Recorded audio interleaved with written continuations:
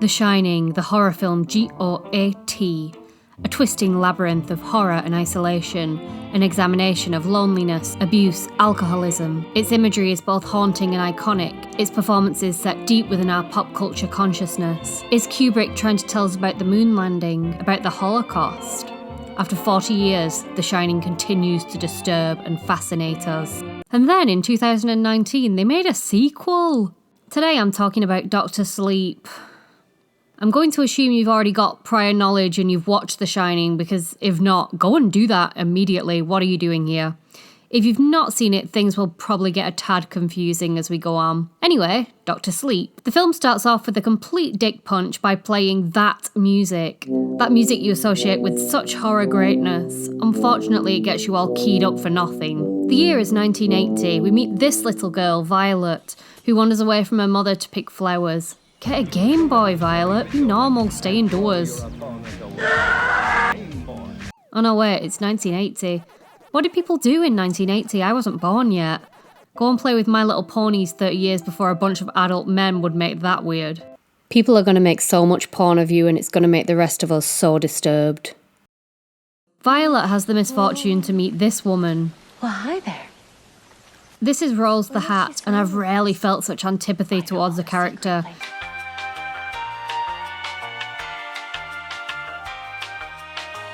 And it mostly stems from the hat. I hate that hat. In no way do I mean to disparage this actress. I just hate that hat. It's the sort of hat that only an insufferable person would wear. It screams, I'm kooky and shop vintage. I won't keep going on about it, but please be aware, as we make our way through this film, I will be internally fixated on it. My rage, building inside me. Almost as if that hat needs to be corrected. Anyway, as you might have guessed, Rose the Hat is up to no good, and she and her gang of psychic vampires pounce on little Violet and do something nefarious to her off screen. This never happens to kids who stay indoors cultivating their nerd hobbies and antisocial personalities. Ah, look, it's little Danny Torrance. He's escaped from the Overlook, but wouldn't you know it, he's still being haunted by the pals he made there. Chiefly this naked old lady. I have to say, this actress does an admirable job of impersonating Shelley Duvall's Wendy. Her voice is really pretty spot on. Danny has a chat with his dead friend, Dick, who teaches him how to put the ghosts who are haunting him into boxes in his mind. Now, to be fair, this is a carryover issue from The Shining, but the character of Dick falls so much into the magical Negro trope as to be bothersome. It's often a problem that a minority character's only role in a film is to assist other white characters with their problems, while seemingly having no life of their own. I mean, Dick literally has no life now, I guess, because he's dead, but you see what I mean. Come on, Grandma, get in the box. Danny manages to get the old lady in the box first time, and presumably all the other Overlook ghosts that we never see, and they're all locked away for good. Or are they? We cut to 2011 and Danny is all grown up and leading a horrendously depressing life as an alcoholic, drug-dependent no-hoper who attacks people in bars and robs women who've choked on their own vomit. Cheery. Danny decides to make a new start in a new town. Oh God, don't let the man sticking a vomit with the bloody eyebrow sit next to me, please. Oh, thank God. Meanwhile, a kid named Abra is having a birthday party, and we soon find out that she shines too. She uses her magic to stick all the spoons to the ceiling. Use it to get us money? Do you think I like going to work? Why did we have you? Uri Geller made this shit profitable, and damn it, so can you. What is it with Abras and spoons? Rose the Hat abducts this teenager for her useful ability to maim paedophiles and invites her to join the psychic vampire gang. Turns out their deal is, well, it's a bit difficult to explain. They torture and murder children in order to extract steam from them, which gives them a sort of eternal life. And one of them was this fucking hat. No, not starting that again.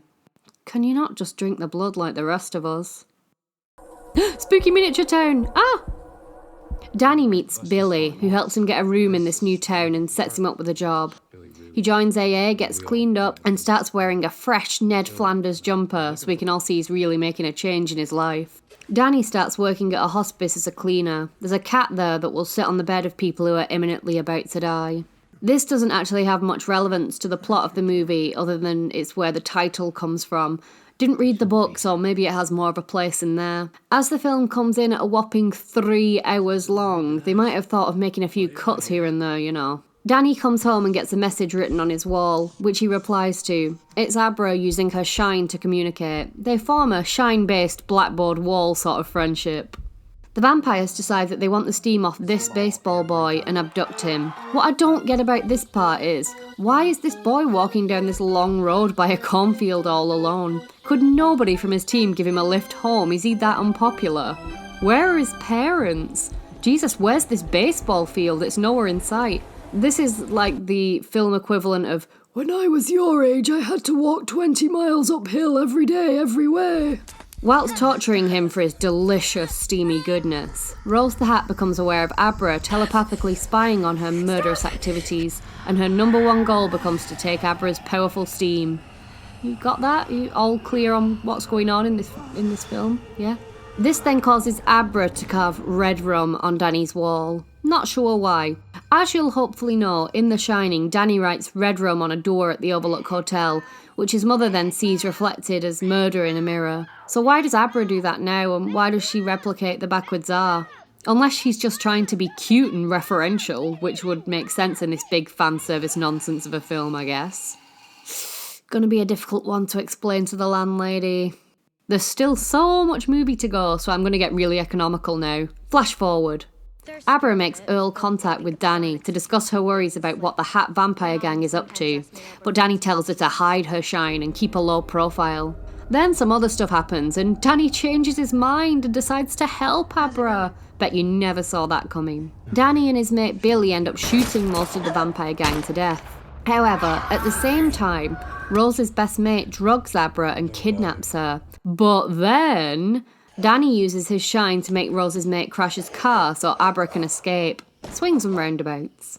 For their final confrontation with Rose the Hat, Danny decides to take Abra to the Overlook Hotel for the flimsy reason that it's dangerous and maybe it'll help. Basically, the film just wants to go there so it can show us stuff we remember from the first film that we actually enjoyed. Danny puts his head through the door like his daddy did. Woohoo! This album will include all The Shining's greatest hits. Blood from Lift, Man with Split Open Head, Sexual Bear Man.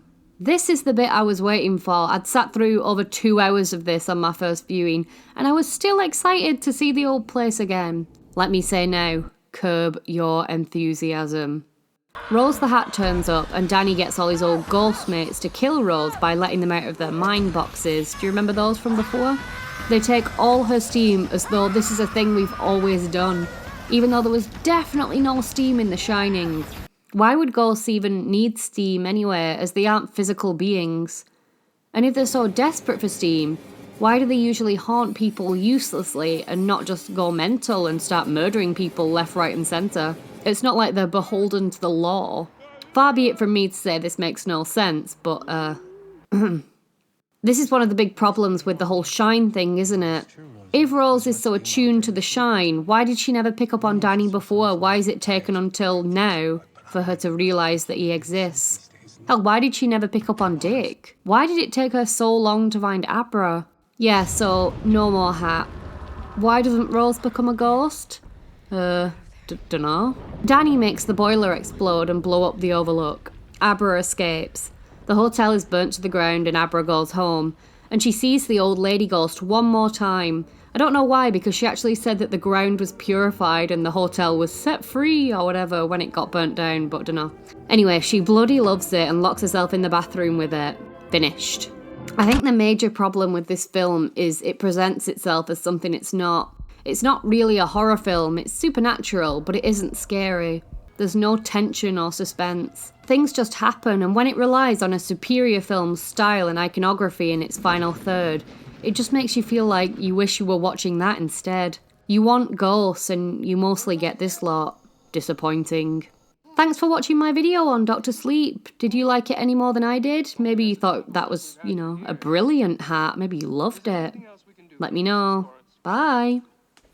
I suppose not. Over.